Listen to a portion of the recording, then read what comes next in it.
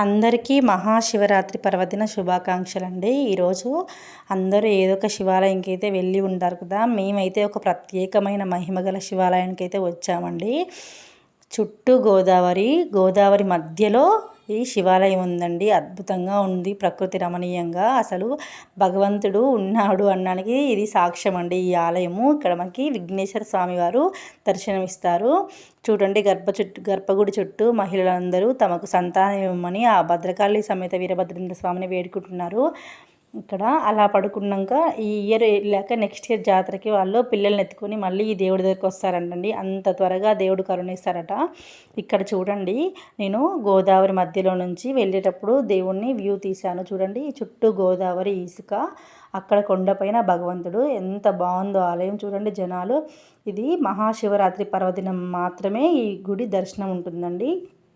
365 రోజుల్లో ఈ మహాశివరాత్రి పర్వదినం నాడు మాత్రమే ఈ గుడికి మనకు దర్శనం లభిస్తుంది. అందుకే భక్తులు, చుట్టుపక్కల జనాలు వేరే వేరే ఊర్లో నుంచి కూడా ఈ గుడికి అయితే వచ్చారండి. చాలా బాగుంటుంది క్షేత్రము. ఇక్కడ నందీశ్వరుని చూడండి.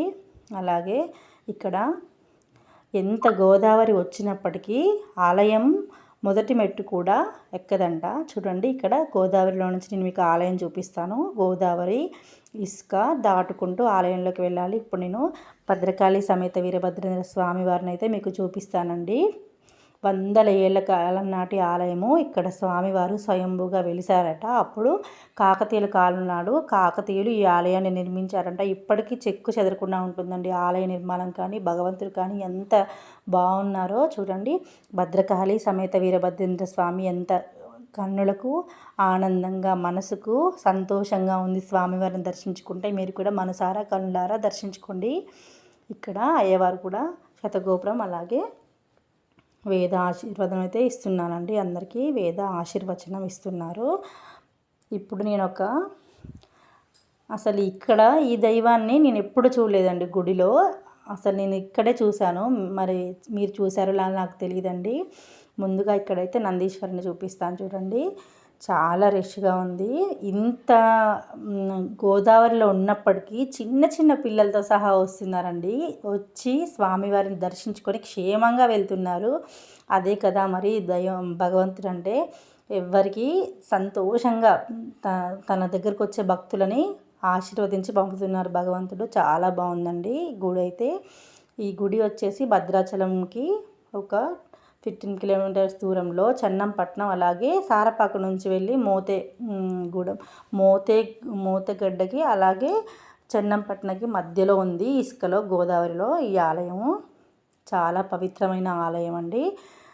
నందీశ్వరుడి చెవిలో మన కోరిక చెప్పుకుంటే నెరవేరుతుందంటండి. నందీశ్వర స్వామి వెళ్ళి పార్వతీ పరమేశ్వరుడికి మన కోరికని చెప్తారట.